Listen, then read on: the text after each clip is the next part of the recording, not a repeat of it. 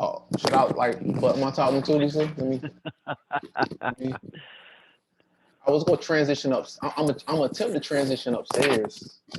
Cause Kareem be, you know, I'm attempt Bless to, her heart. um my meeting with what's her name went terrible, man. Like, oh, and this right here, What is terrible. that? That's the projector. Terrible purchase. It's that small. It's like literally a sandwich. It's a toy. It It's is a a toy. so here's the biggest issue with the projector, and I'm gonna wrap it up in like 2 minutes. The issue is that in order to connect to the projector, I gotta connect to it via Wi-Fi. When I connect to it via Wi-Fi, it cuts off my internet connection. So Yeah. Oh yeah. what's the purpose of Yeah. me? So how are you supposed to connect to the Wi-Fi system and run a Zoom at the same time? I didn't account for that. Tough. Yeah. Tough, man. You need a For that, cord, bro. So then I said, okay, so maybe what I do is I need to get a converter cable that will allow me to that would hear me okay? Yep. Okay. Maybe I should get a converter cable that will allow me to have the charger that converts to converts to an HDMI port and do it that way. Here's the downside of that. If I do it that way, the iPad won't be able to be charged, number one. Number two, it's going to have to be stationed local to the projector. How is that going to work? But okay. My. So we're live on Facebook, just so you know. So. All right, then I'll change this. Yeah. Nonprofit problems, though, right? So now you got to send that projector back. I got upset at Keisha first, and I realized it's happened. What, you're frozen, Marcus? The projector froze his internet access. Man. How about now? No? Yeah. Better? Yeah. Yep, it's better. So we're going to be running on Facebook and Clubhouse and Zoom all at the same time. We're going to be starting on time in 1 minute or less. So, you doing the stand-up thing? Okay. Are you going to do a stand-up with me? Yeah, so it helps me to free think. I can like think on the fly when I'm standing up. Okay. Cool.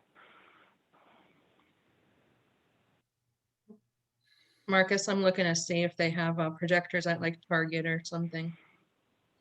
Yeah, I'm gonna if DC give me the okay, but I guess we'll talk about that afterwards. Yeah, we'll get to it afterwards. It is 1:30, folks. Come on in. Welcome to this training. This is our nonprofit masterclass session. We host these about 3 times a month now, which I think is pretty cool. We get a chance to get together and engage 3 times a month. And hold on a second.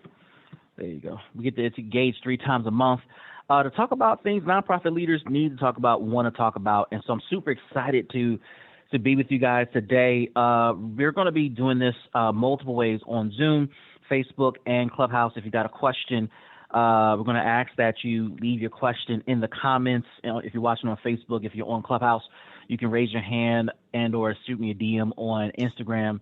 And if you're on Zoom, you can go ahead and leave a message, raise your hand for the appropriate time when we open up for Q&A. Today, we're going to be talking about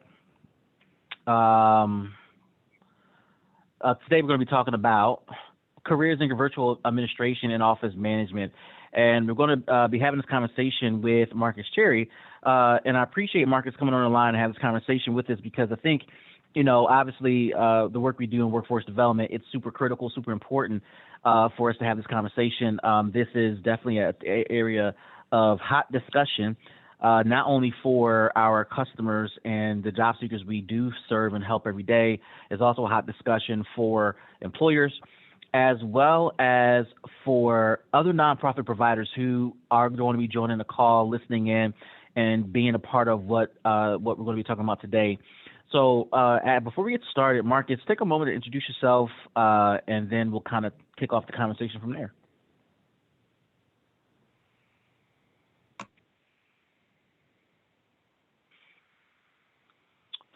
Looks like he may be frozen. Okay. For allowing me here, Dr. Clark. Of course, thank you for. There he is. Can you hear me? Yeah, we can hear you now. Hear and see you now. Okay. Yep. Okay. So again, everyone, my name is Markus Cherry, Director of Workforce Development for WorkReady, which is a Department of Career Resources that handles all workforce development support and services that are not funded by our American Job Centers. I'm grateful to be here today. Hopefully share a lot of information around what we've been able to learn about virtual administration and how it's been able to improve our work efficiency. So yeah, thank you, Dr. Clark, for having me. Awesome. And while we are finished getting set up, Markus, tell us a little bit about WorkReady, what WorkReady does, what it's about, and while you're doing that, I'm gonna finish the setup here.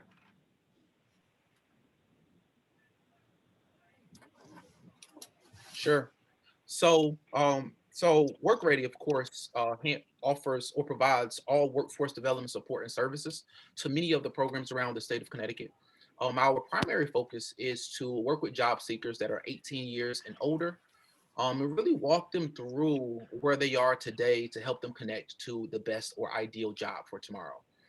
That can be done in a variety of ways. It could be done through our training and support team, where we identify the level of employability for job seekers and then connect them to a training service that allows them to improve their skill set. Whether there's a struggle in communication on the job site, whether there's issues with you just maintaining your professionalism, whether it's in a virtual space or in an actual office.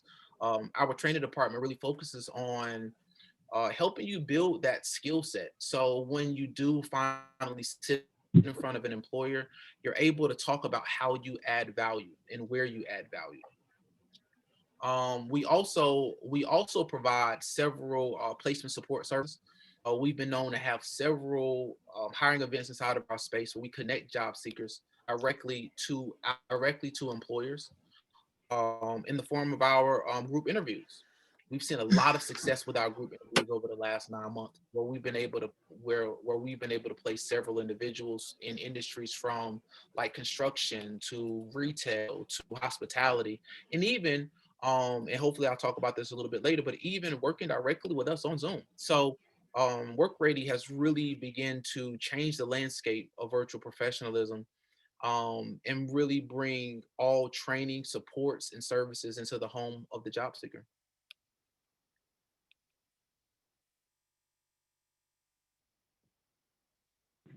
Awesome.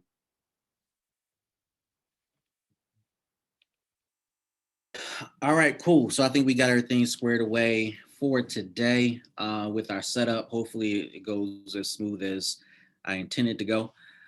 So we're going to be talking about careers in virtual admin. I want to jump into this conversation, Markus. There's definitely some data I want to share, but let me kick off the conversation by asking you this question. Why is this career so hot right now for us, for our customers, for our job seekers, for our employer partners? Why is it so hot? Well, I think it's happened with the pandemic, right? We forced us to adjust our traditional views around work. And I think because of that, it's required employers to really open up their lens and find brand new working lanes, right? From them interviewing clients online to them having a different kind of virtual screening process, and the like. And many of those duties and responsibilities really fall at the hands and feet of those who are providing virtual support. And I think right now has been the best time for employers who are generally looking for virtual assistants, for businesses that had already provided virtual support. I think now is the best time because everything is being done online today, and we do expect this to be um, a, a qualified occupation just going forward, just because of how much we've been able to shift it, grow, and develop as a nation. We do see virtual support and virtual administration as being an ideal job going forward, especially for our job seekers, right? Who might have children, who might have transportation issues, who might be, just really looking for an opportunity to get their foot in the door. A job in a virtual space could be the gateway for that. It could definitely be the gateway for it. So I think really with everything that's happening with COVID, the complete shift of the virtual landscape has really put this field or this industry or even this occupation in demand right now. Demand. So for people that are hearing you say this, what makes this opportunity, what makes this career field different from other quote hot areas of interest and demand than others that have historically kind of filled this space or currently filling this space?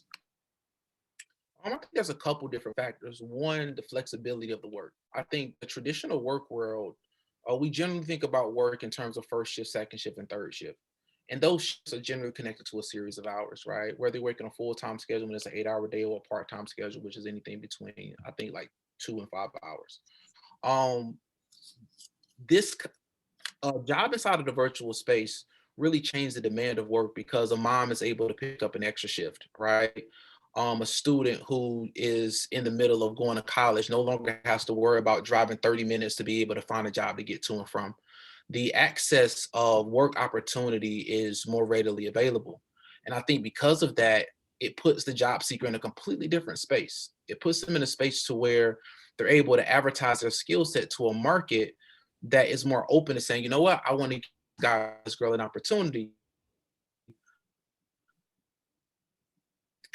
Before, my job really needs it. No one's working in office.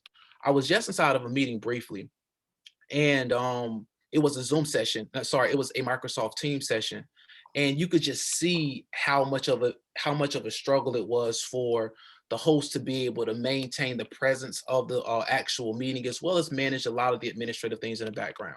When I see that, I see opportunity for our job seekers. I see a training opportunity. I see a work opportunity that can yield additional income. So maybe no longer people are concerned about getting one full-time job to work from 8 to 4:30, but could pick up several work opportunities to several smaller shifts that just changes how available are for work. So I really think just the flexibility of work is the most important features. Yeah, that's interesting.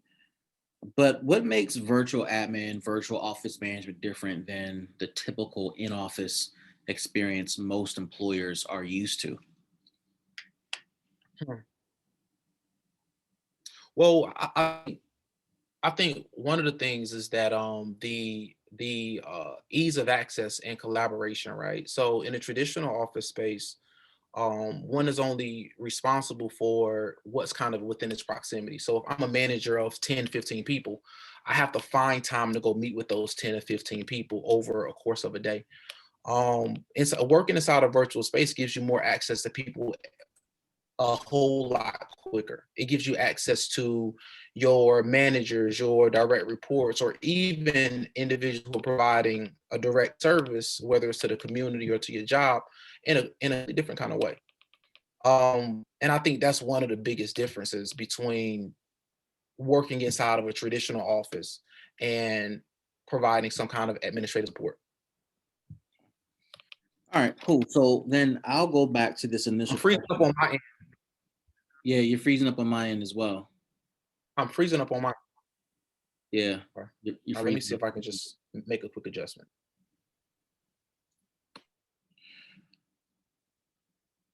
Okay. So while he's doing that, I'll just start by saying that why this career field? Why is it hot? Why does it matter?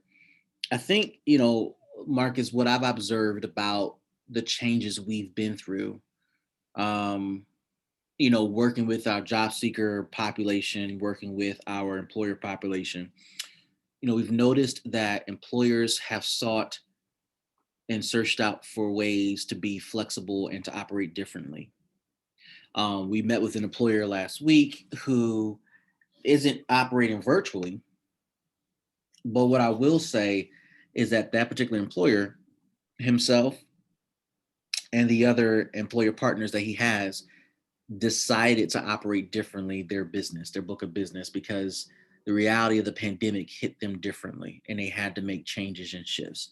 We've seen that across the board with other employers, whereas some are in person, some are virtual, some are kind of in between. And what we've sought to do as we've built our VA program, we'll talk about that in a moment, was to explore opportunities to provide training for people who traditionally are excluded from opportunities such as working from home or working virtually, right? Frontline staff typically are excluded from these opportunities because it's believed and communicated that their work has to be done in person. And because of the work that they do, there is no opportunity for them, to kind of step into virtual opportunities because they have to be managed and watched. And so what we have noticed is that the pandemic has loosened those restrictions. So if the restrictions have been loosened, then how are we preparing job seekers for that opportunity? So to kind of continue the conversation, and I definitely want to get into some stats later, what have you been hearing from job seekers about the training program, the training VA program? What's been their experience? What have they found to be valuable and useful in this work itself? So I would think one of the things that they found to be useful was um, how they were able to pull from transferable skills from previous work experience. Mhm. I think that a lot of times when you consider providing virtual support or becoming a virtual administrative assistant, or VA as we like to call it, you might say to yourself, I don't have skills to do that. I don't know I don't know enough about this said thing to even apply for it. However, you realize quickly a lot of it is really customer based centered, right? A lot of it is interacting with folks who are coming onto the screen, showing your pleasant personality, similar to what you would do if you worked at a Walmart, if you worked at a IHOP, if you worked as a cashier. A lot of those traits are similar. So one of the things that we hear is that people are quickly amazed at how good they're able to be in terms of communicating with others. Um, Also, how comfortable we've been able to make the transition. So, because we have an environment that doesn't create a whole lot of pressure, you're not looking at a traditional standard, and you're literally coached throughout the day on how to manage yourself virtually. Um, People have been able to transition a whole lot faster, right? They've been able to pull from their administrative background or their customer service background and literally been able to get the fullness of the training in the first day and be able to come on as a host support the second day. So just seeing a lot of experience that's transferable from previous jobs into this space and how that just allows people to be successful.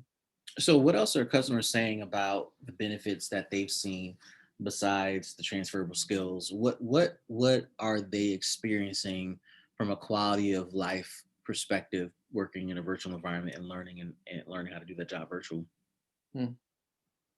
Um, what else have they said? So they've also talked about how they're able to build additional skills that they didn't have before. Mhm. And the skills that we teach them inside of the virtual space, they're able to take that skill set and then go after additional jobs that they couldn't take on before, right? From enhancing organizational skills to managing database systems to doing research and the like, right? They're able to grow their existing skill set beyond what they had previously. I think it's another opportunity or another thing they're talking about upon finishing our training program. Yeah. Well, I heard one person say that, working virtually has been a super blessing for them, because of some of the constraints that they have on their life, given where they're coming from. We do hire returning citizens. We're a second chance employer and all that great stuff, and that leads to us giving people, a chance, a shot, an opportunity to take on jobs that, that may have excluded them in the past. And so people who are returning citizens who are part of this program working virtually, they're enjoying, this experience. And for them, it's like it's different, because they, would have fully expected that they got to be somewhere on their feet doing hard labor versus, working a different part of their body, which is their muscle, their mind muscle, to kind of get the job done. And it's different. It's a different exposure, to a different type of work that I don't think they've considered in the past.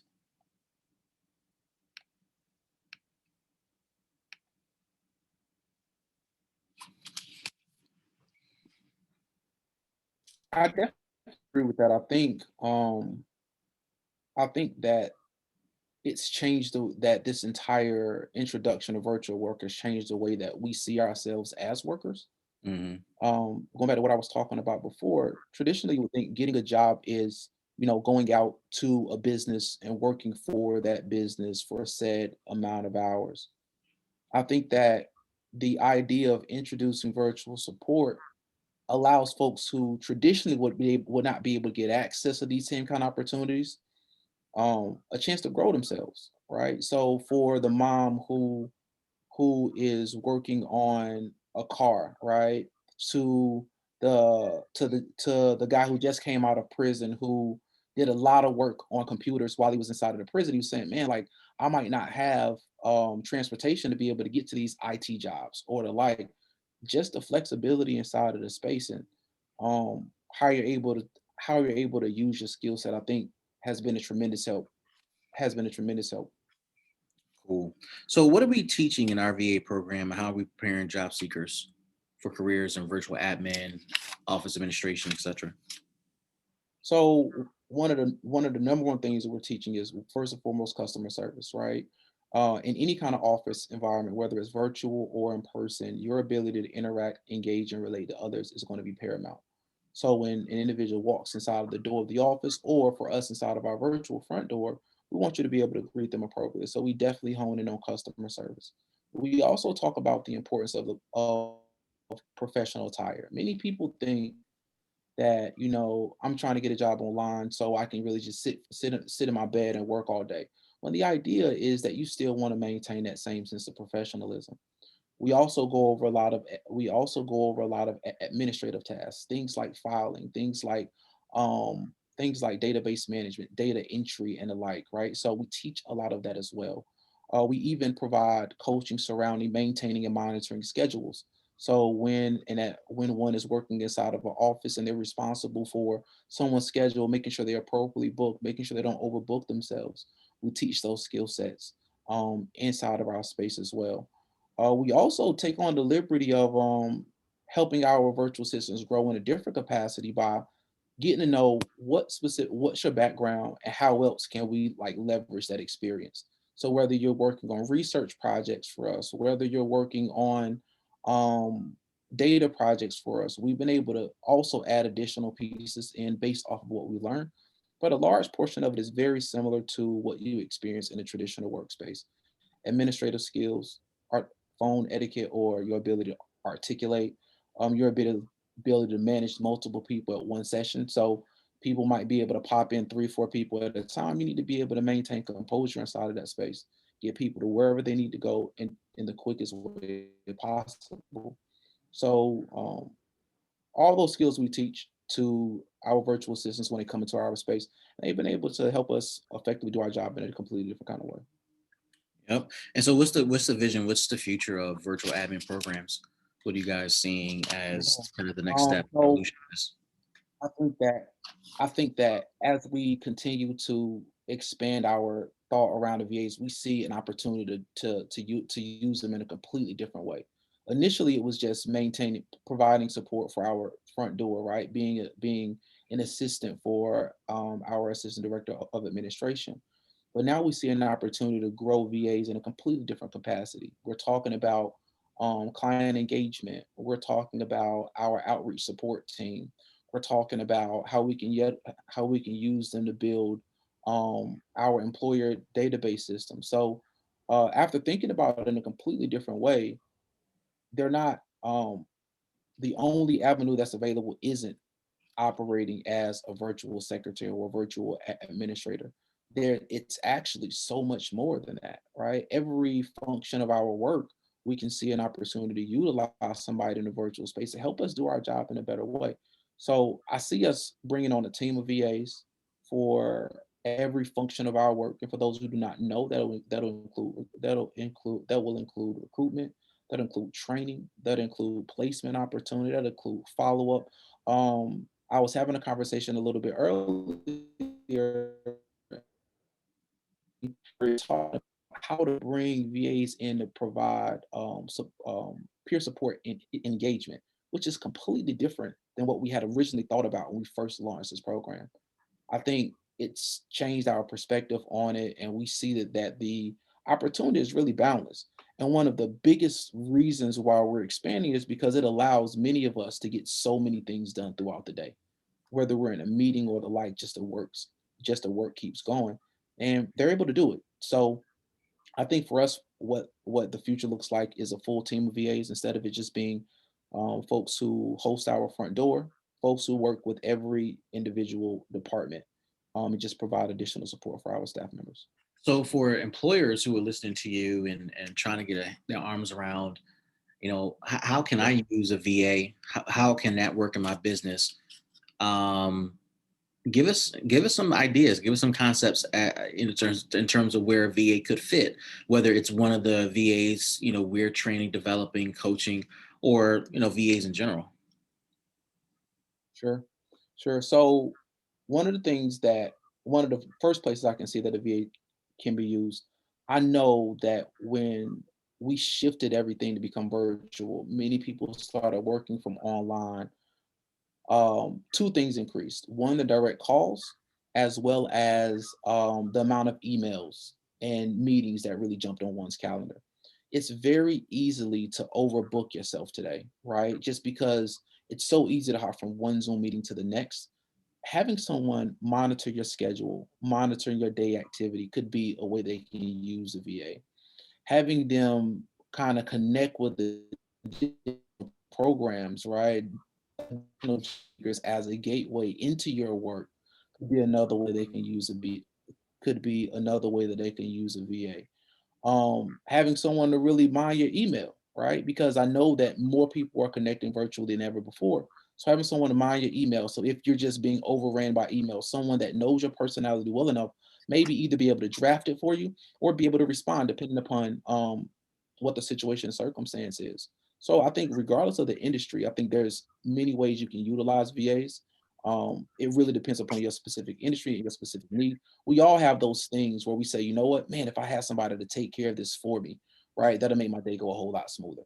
And Yeah. that's ideally the intent. That's the idea. That's the intent of the VA, just to make your day just go by a whole lot smoother.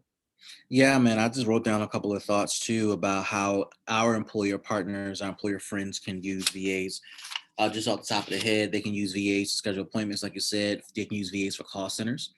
And call centers can be so variant, right? We use Zoom, the Zoom platform, Zoom phone for our call center as our main hub, and it definitely works tremendous for us. You can use VAs for business development, data management, data input, customer follow-up, research. You can use VAs for customer intake, HR issues, IT, QA, etc. I mean, you pretty much want to have VAs work the system. And I do want to talk about that, right? I think the one key for successfully managing a VA for employers who are fearful, scared about bringing on somebody virtually and or taking someone from one of our virtual training programs is the fact that they are scared that people are going to goof off if they're not working in the office. There's a notion that if I can see you, then I can guarantee you're working and providing quality.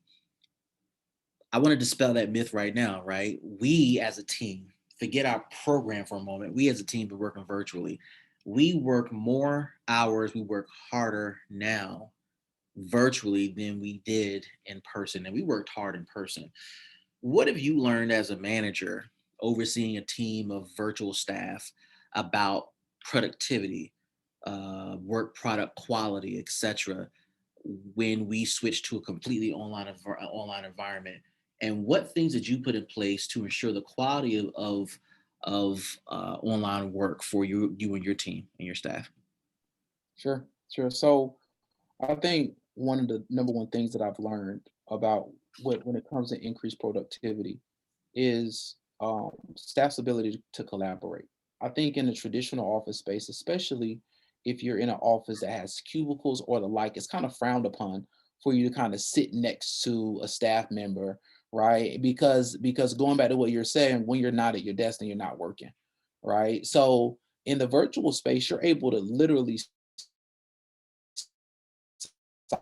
well, maybe you're working on something that's very similar to what you're working on, and the opportunity to bounce ideas off one another to quickly accomplish tasks has been one of the um, greatest successes of our team working inside a virtual space. We collaborate on everything from literally from start to finish.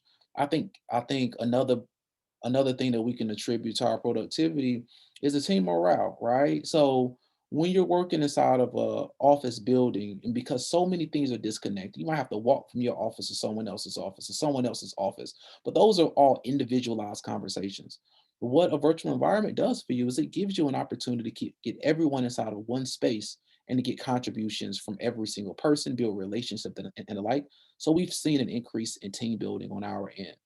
I think some of the things that I've instituted to just to kind of have the appropriate checks and balances in place is one, you want to make sure that you understand, you want to make sure that you have the proper practices in place to be able to check that things are going the way that it should go. I think for us, when I take a look at one of the things that tell me that we're being successful is when I look at how many people we've been able to recruit over the last year in comparison to how many people we've been able to recruit in our physical locations, right? I'm able to look at that. I'm able to look at in our database system how many case notes are entered, right? I'm able to look at how many employers are coming into the portal. You can see things in a completely different way than you were able to before. Before, again, you could only manage what you could see, touch, and feel, right? In the Zoom space, if you're a manager, you have the ability to be everywhere. But here's what I've learned. One of the most important things that I've learned as I've been leading a team online for the last year is that the idea of me needing to be everywhere at one time to ensure people are working isn't the issue, right? The issue is me backing away and allowing them to do what I hired them to do. Right. So this is to all you managers out there who might see Zoom as an opportunity for you to kind of do a little bit more micromanaging, right? Pop in and out. Trust me, done it, right? Been there, done that. It still creates too much work for yourself. I think the spirit of what we've been able to build inside of the Zoom space prompts us to continuously move forward, even when it's more conversational, because everything we're doing is connected to the work. Everything we're doing is connected to the work. So I think that's just a couple of things that we've been able to kind of bring into our space to make sure we're still moving forward. Yeah, And we also, yeah, yeah, I agree with that. I co-sign that. I think the one thing you and I talk about a lot is the necessity of having systems in place for your virtual team to follow. And the absence of those systems can create dysfunction. Now, here's the reality, like, you don't need systems just for an online environment. You need systems for any working environment, any team environment, any leadership environment that calls on you to lead a team. And the absence of policies and procedures and ways of doing the daily grind of the work, the absence of that creates difficulty in getting work products done. What I think a lot of people have discovered is that when we went to a completely online environment, that they noticed that the void of systems became extremely exacerbated, because now when you felt like things were out of control, you can walk into someone's office and dictate terms. Now, because no one has developed the rules of online work, you feel more out of control as a manager. I will tell you, and I've been surprised that people are surprised about this, and maybe I shouldn't be surprised, but when we tell people our staff works on Zoom 8 hours a day consecutively, there's a shock like, huh, that's novel. It's just like, for me, there was a necessity of that decision, right? When we decided to do that. But it just made a ton of sense, for us when we, made that call that, hey, let's gather, let's work together, let's collaborate. Part of that decision came because in person, we worked that way. That we already started getting rid of offices. And even when we had offices, nobody wanted to work and sit in an office on a perch. We all worked around large tables together so that we could collaborate and talk while we worked. We ate lunch together. We talked a lot. I mean, and I was so fascinated watching you guys develop that culture on your own. So when we did it on Zoom, it was just like, oh, this is what we do anyway, right? It was just a culture of collaborative work to get to the outcomes. And I just can't stress enough the necessity of having systems in place for virtual work to be effective for our employer partners out there. No, no, I agree with you, and I think if you really take a look at the culture of your team, right?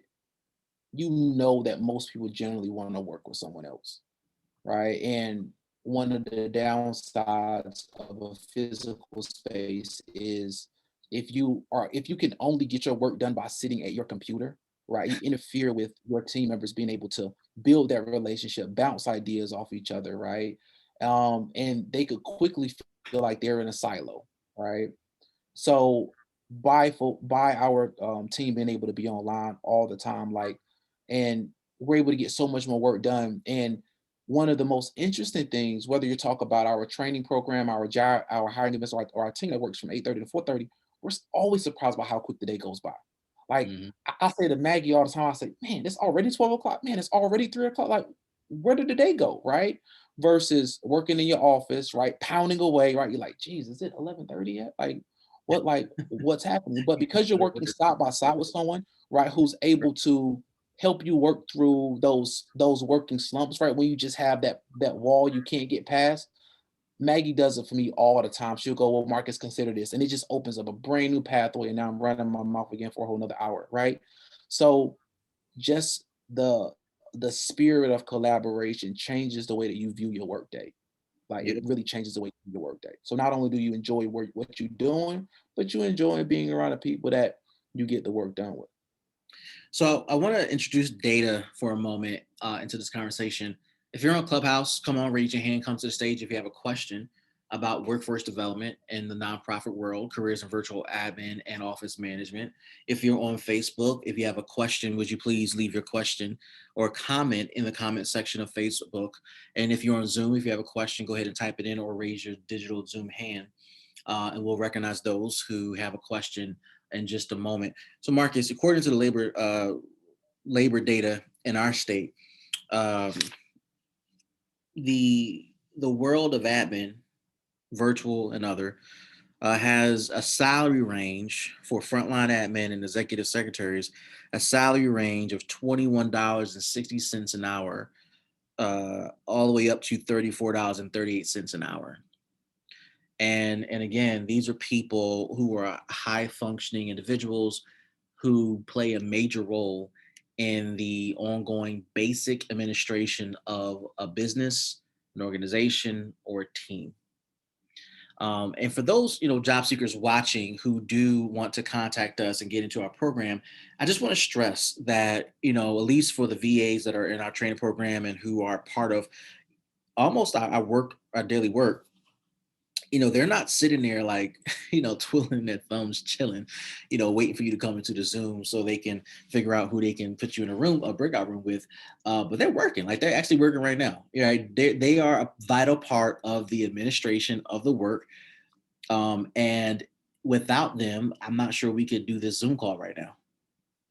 We would have to work on a couple of emergency last minute, projects that would demand our attention, not because it demands our attention, but because capacity would demand that we would have to jump in, right? So frontline admin, executive secretary, salary range of 2160 to 3438. And then take a step back for general office admin, just basic general office admin, answering the phones. Hey, thank you for calling such and such auto. How can we help you? It starts at 1138, which is in line with the current minimum wage that is provided by our state. And of course, that would escalate over the next handful of years as state law changes. When you hear those salary ranges and you think about the people we're preparing, for potential virtual admin or in-person admin jobs and careers, what do you envision for them as they potentially step into careers that can lead to family sustaining wages?